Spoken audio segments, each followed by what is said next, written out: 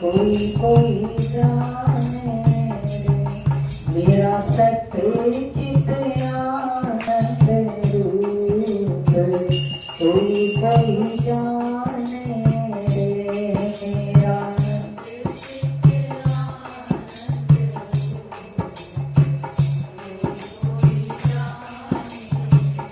अरे मेरा सत्य चित आनंद रूप, कोई कोई जाने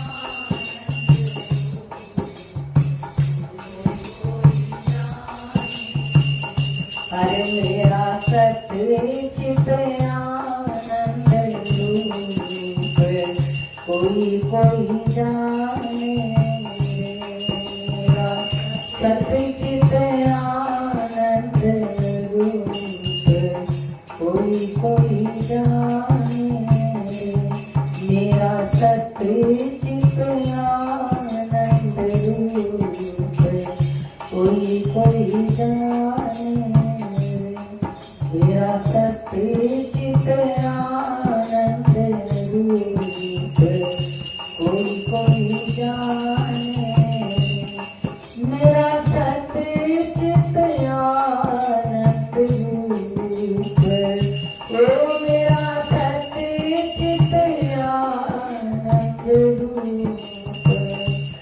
मेरा सत्य चित आनंद रूप, मेरा सत्य चित आनंद रूप, ओ मेरा सत्य चित आनंद रूप, कोई कोई जाने मेरा सत्य चित आनंद रूप, कोई कोई जाने मेरा सत्य चित आनंद रूप, कोई कोई जाने मेरा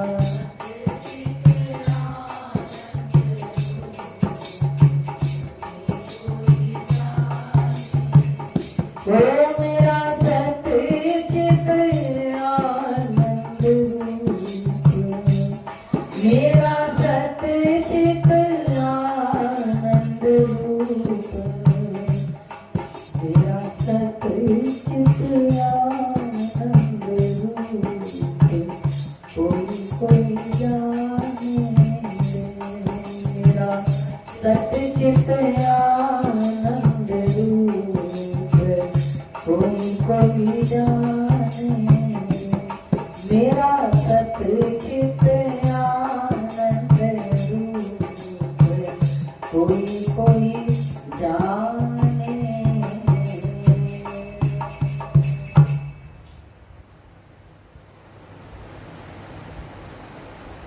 आदि गुरु शंकराचार्य जी से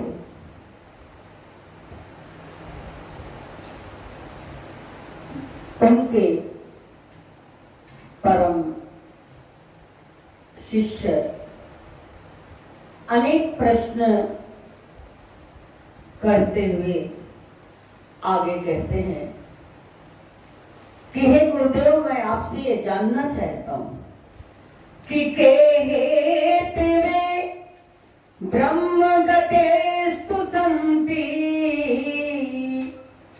के हेतवो ब्रह्म गतेस्तु सन्ति, सत्संगतिर्दान विचार तोषा, के संति संतो खिलवेत रागा, आपस्त मोहा शिव तत्व निष्ठा। परमात्मा की प्राप्ति का क्या क्या साधन है? प्रभु को पाने के लिए कौन कौन से साधन हैं, ये प्रश्न किया। दूसरा, महात्मा कौन है, संत कौन है? कहने लगे कि देखो, परमात्मा को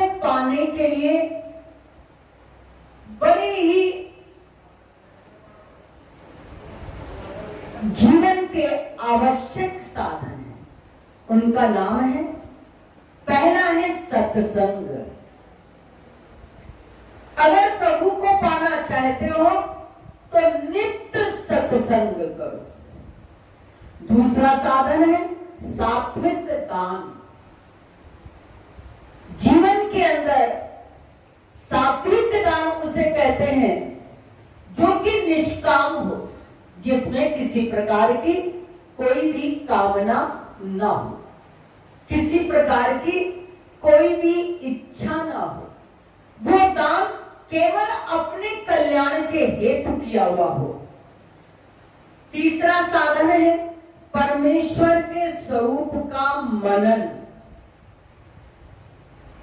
निरंतर हर क्षण हर समय अपने प्रभु के स्वरूप का, अपने इष्ट के स्वरूप का मनन करते रहो। साकार स्वरूप प्रभु के सुंदर छवि का, सुंदर स्वरूप का दर्शन करके जब एकांत में हम बैठे, अपनी आराधना, अपनी उपासना, अपने साधन में हम बैठे, तो उन प्रभु का ही अपने अंदर ध्यान करें, उन प्रभु के ही स्वरूपों का हम चिंतन करें, क्योंकि चिंतन जीवन में बहुत महत्वपूर्ण चीज है।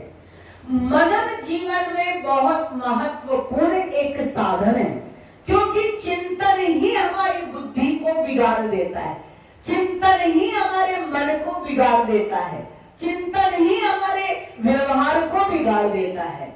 इसलिए चिंतन हमेशा बहुत सुंदर होना चाहिए। कभी भी चिंतन संसार का नहीं हो, बुराइयों का नहीं हो, विषयों का नहीं हो, विकारों का नहीं हो, दुर्गुणों का नहीं हो। हम लोग चिंतन इन सब चीजों का करते हैं। इसलिए जब भी हम एकांत में बैठे, तब हम ये प्रयास करें कि हमारा चिंतन, हमारा मनन प्रभु की तरफ होना चाहिए। उनका दर्शन, उनका रूप, उनकी सुंदर छटा, उनकी सुंदर छवि। जैसे जब गोपियां आपस में बैठती थी तो कौन सी चर्चा करती थी?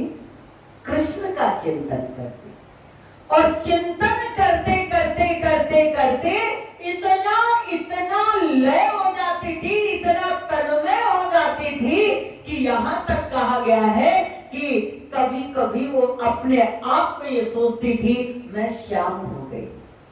राधा श्याम बन जाती थी और श्याम राधा बन जाते। भक्त भगवान का चिंतन करेगा तो उसके सद्गुण जीवन में आ जाएंगे। सत्पुरुषों का, अपने सद्गुरु का चिंतन करोगे, उसके सद्गुण तुम्हारे जीवन में आ जाएंगे। एक सामान्य कीड़ा भृंगी का चिंतन करते करते करते है वो सामान्य कीड़ा, उसमें कोई योग्यता नहीं है, उसमें कोई भी ऐसी चीज नहीं है, लेकिन भृंगी का चिंतन करते करते वो भृंगी बन जाता है। ऐसे हम लोग भी अपने जीवन में जैसा चिंतन करेंगे वैसा ही स्वरूप हमारा हो जाएगा, वैसा ही बोलना, चलना, उठना, बैठना, हमारे जीवन की सारी जो कृतियां हैं, जितने भी हमारे कर्म है, वो चिंतन के फल स्वरूप ही वैसा ही आकार को ग्रहण कर लेती है। इसलिए कहा कि चिंतन किसका करना चाहिए? निरंतर प्रभु का ही चिंतन करिए, उन्हीं का मनन करिए, उन्हीं को सोचिए, उन्हीं को जीवन में धारण करिए, उन्हीं के विषय में चर्चा करिए, उन्हीं की याद करिए और उन्हीं की याद में जागिए, उन्हीं की याद में सो जाइए। संसार के जितने व्यवहार हैं सब उनके अनुरूप ही हो। जैसे गोपियां हैं कि चलो सखी उत जाइए और जहां बसत ब्रजराज, गोरस बेचत हरि मिले, एक पंथ दो काज। भले एक सामान्य व्यवहार कर रही है कि दही दूध बेच रही है, लेकिन उसका लक्ष्य कौन है? श्याम सुंदर। उनमें ध्यान कौन है? श्याम सुंदर। हमारे पूज्य गुरुदेव भगवान ईश्वर प्रेम जी महाराज जी कहते थे, एक झाड़ू भी अगर लगा रहे हो तो प्रभु की सेवा, प्रभु का चिंतन करते हुए झाड़ू लगाना। सबरी राम राम राम राम करके झाड़ू लगाती थी और राम को उन्होंने प्राप्त कर लिया, प्रभु को प्राप्त कर लिया। इसलिए अपने जीवन में चिंतन की गति बहुत ही श्रेष्ठ होना चाहिए। चिंतन कभी भी गलत नहीं होना चाहिए। अगला साधन है संतोष। ये परमात्मा को पाने के साधन। संतोष, जो कुछ भी मिला है उसमें संतुष्ट हो जाएंगे। हम लोग जो मिला है उसमें संतोष नहीं मिला और जो नहीं मिला है उसके लिए परेशान है। अरे जो मिला है उसको आनंद से ग्रहण कीजिए, उसमें मस्ती में रहने की आदत डाल लीजिए। जो परमात्मा ने हमें दिया है, जमीन का बिस्तरा होता ये चद्दर आसमां होती तो मोक्ष गद्दी पे फिर प्यारे तेरा अधिकार हो जाता है। ये जीवन का संतोष है। लेकिन हम लोग पूरी मिलती है तो रोटी खाने की इच्छा होती है, रोटी मिलती है तो पूरी खाने की इच्छा होती है, दाल मिलती है तो सब्जी खाने की इच्छा है, सब्जी मिली तो दाल खाने की। जो मिला है उसमें हम संतुष्ट नहीं है। हमारे पूज्य गुरुदेव भगवान ईश्वर प्रेम जी महाराज जी से पूछा, महाराज जी आप कोई व्रत रखते हो? तो महाराज जी ने बहुत सुंदर उत्तर दिया, मैंने अपने जीवन में एक व्रत ले लिया है कि मेरी थाली में जो कुछ भी आ जाएगा वो मेरा प्रसाद है। मैं जीवन में अगर खाऊंगा तो प्रभु का प्रसाद खाऊंगा, उसके अतिरिक्त मैं कुछ भी ग्रहण नहीं करूंगा। इसलिए हमें जीवन में संतुष्ट होने की अगर आदत नहीं है तो बहुत अच्छा का है, गोधन गज धन बाज धन और रतन धन खान।